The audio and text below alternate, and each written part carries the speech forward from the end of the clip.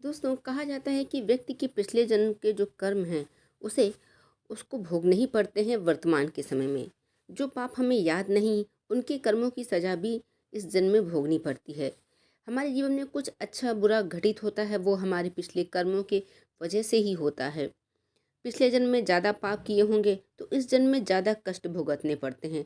लेकिन शास्त्रों में कहा गया है कि अगर इस जन्म में बेहतर और पुण्यदायी काम करते हैं तो पिछले जन्म के जो पाप हैं उनका अंत किया जा सकता है। इस जन्म में आप अच्छे काम करके अपने पिछले जन्म के कर्मों के जो पाप हैं उससे मुक्ति पा सकते हैं। पिछले जन्म के जो अनजाने पापों से मुक्ति पाने के लिए आपको बेजुबान जो जानवर होते हैं उनकी रक्षा करनी चाहिए, उनकी सेवा करनी चाहिए। उनको नियमित रूप से भोजन कराना से आपको पुण्य की प्राप्ति होती है। और कहा जाता है कि हर अमावस्या और अमावस्या पर कुछ ना कुछ चीज़ों आपको दान करनी चाहिए।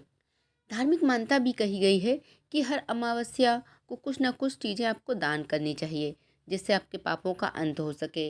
अमावस्या पर पितरों को समर्पित तिथि होती है ये, और इस दिन का जो दान है वो पितरों के लिए होता है। इस दिन का दान करने से पितरों का आशीर्वाद आपको मिलता है और ऋण मुक्ति में आपको सहायता मिलती है। ज्योतिष शास्त्र के अनुसार नियमित रूप से अगर आप गीता का, रामायण का, सुंदरकांड का पाठ करते हैं तो इससे मन शुद्ध होता है और पिछले जन्मों के पाप भी कट जाते हैं। पीपल बरगद का पेड़ को नियमित रूप से अगर आप पूजा करते हैं, उन्हें जल देते हैं, तो वो आपकी जो समस्या है वो भी खत्म हो जाती है।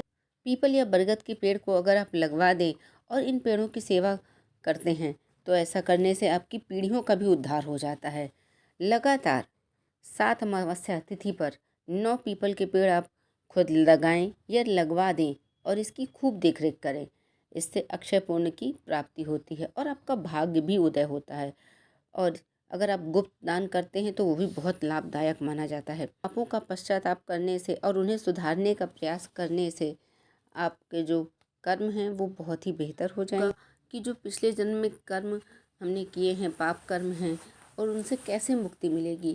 तो दोस्तों देखो, कर्म का फल तो सबको भुगतना ही पड़ता है, लेकिन कुछ अच्छा करने पर कर्म अच्छे संचित होंगे तो उससे फ़र्क पड़ता ही पड़ता है। तो आप इस जन्म में अच्छे कर्म कीजिए जिससे पिछले जन्म में जो किया गया कर्म है वो आपका कट जाए धीरे धीरे। इसलिए इस जन्म में आपको अच्छे कर्म करने चाहिए।